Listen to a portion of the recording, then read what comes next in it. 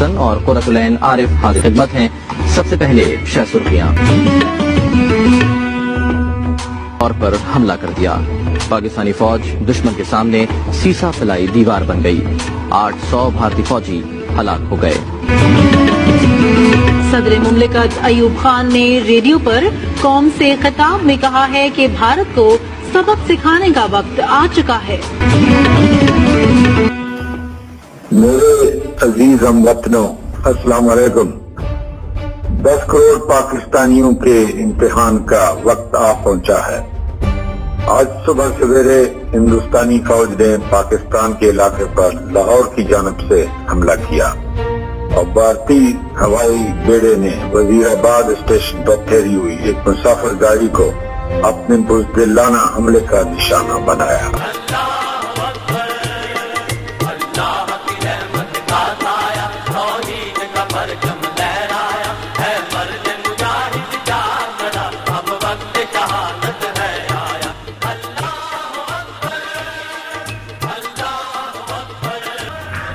یہ غازی یہ تیرے پراسرار بندے جنہیں تو نے بخشا ہے ذوق خدائی۔ 6 ستمبر ہماری تاریخ کا وہ سنہرا دن ہے جب افواج پاکستان نے بھارت کے خطرناک عزائم کو ناکام بنایا۔ 6 ستمبر 1965 کی صبح بھارت اچانک پاکستان پر حملہ آور ہوا۔ اس کا ارادہ تھا کہ وہ صبح کا ناشتہ لاہور کے جم خانے میں کرے گا، لیکن پاک فوج کے بہادر جوانوں نے لاہور پر دشمن کا 3 طرفہ محاصرہ ناکام بناتے ہوئے جنگ کے پہلے ہی دن 800 بھارتی فوجیوں کو موت کے گھاٹ اتار دیا۔ بھارت طاقت اور استعداد میں قوی ہونے کی وجہ سے غرور اور تکبر کے نشے میں چور تھا۔ وہ سمجھ بیٹھے تھے کہ ابھی چند سال پہلے آزاد ہونے والا ملک ہمارے سامنے نہیں ٹک پائے گا، لیکن یہ اس کی سب سے بڑی بھول تھی۔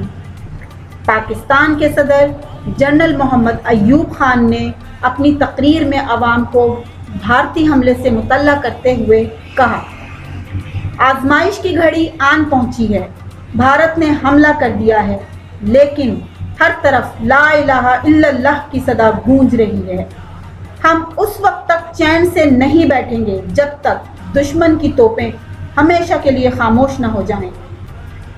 ہندوستان کے حکمران نہیں جانتے کہ انہوں نے کس قوم کو للکارا ہے۔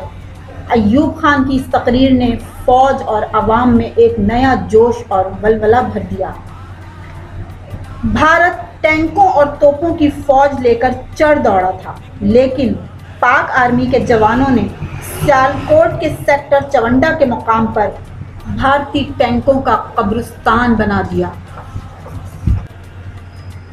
بھارت پاکستان کے دل یعنی لاہور پر قبضے کا خواب دیکھ چکا تھا، اور جو حال جی ٹی روڈ لاہور کی طرف مارچ کرتے ہوئے باٹا پور کے سامنے ہندوستانی 15 ڈویژن کا ہوا، وہ تاریخ کا حصہ ہے۔ دشمن اپنی چلتی گاڑیاں چھوڑ کر فرار ہو گئے۔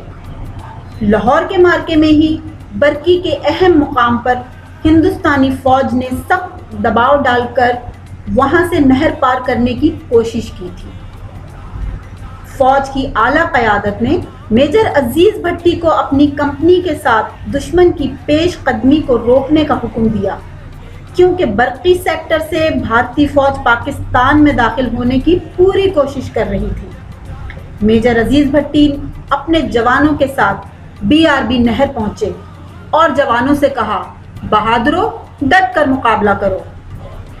میجر عزیز بھٹی مسلسل 5 روز تک اپنے فرائض انجام دیتے رہے۔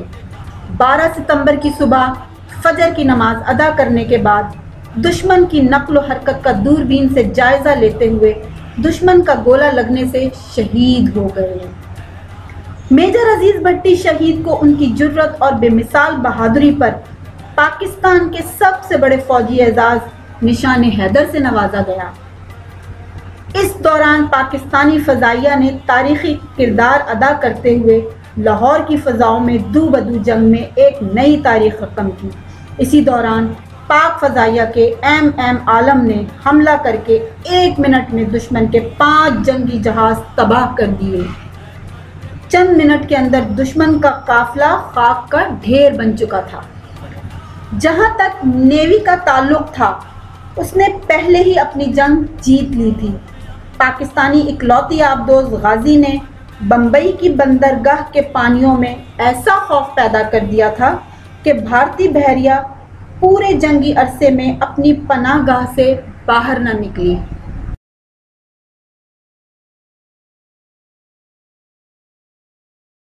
जंग शुरू हो चुकी है। दुश्मन को फना करने के लिए हमारे बहादुर फौजियों की पेशकदमी जारी है। अल्लाह ताला ने पाकिस्तान की मुसल्लह फौजों को अपने जोर दिखाने का मौका अता किया है। मेरे हमवतनों, आगे बढ़ो और दुश्मन का मुकाबला करो। खुदा तुम्हारा। हर बच्चा अल्लाह का सिपाही है, इस खाक का हर जर्रा तकदीर इलाही है, इस मुल्क का हर गोशा एक जिंदा गवाही है, हर एक धड़कता दिल ईमान का है गहवारा। ऐ दुश्मन ने तूने किस कौम को ललकारा, ले हम भी हैं सब। प्यारे बच्चों, आज का दिन कौम को ये पैगाम देता है कि जिस तरह मैदान जंग में मुत्तहिद होकर जंगें जीती जाती हैं, इसी तरह अक़वाम की तरक्की व उरूज इत्तेहाद और इत्तेफाक के बगैर मुमकिन नहीं। आइए आज के दिन ये अहद करें कि जिस तरह 1965 में पाक अफवाज ने मुत्तहिद होकर अपने से 10 गुना बड़ी और ताकतवर फ़ौज को शिकस्त दी, हम भी इसी तरह अपने मुल्क पाकिस्तान के लिए मुत्तहिद होकर इसकी तरक्की और खुशहाली के लिए काम करेंगे। आज भी इस मुल्क का हर जवान, हर बच्चा पाकिस्तान की खातिर तन मन धन की बाजी लगाने के लिए हर वक्त तैयार है। याद रखें, हम सब की है शान पाकिस्तान, हमारी पहचान पाकिस्तान। पाकिस्तान जिंदाबाद, पाक अफवाज पाइंदाबाद।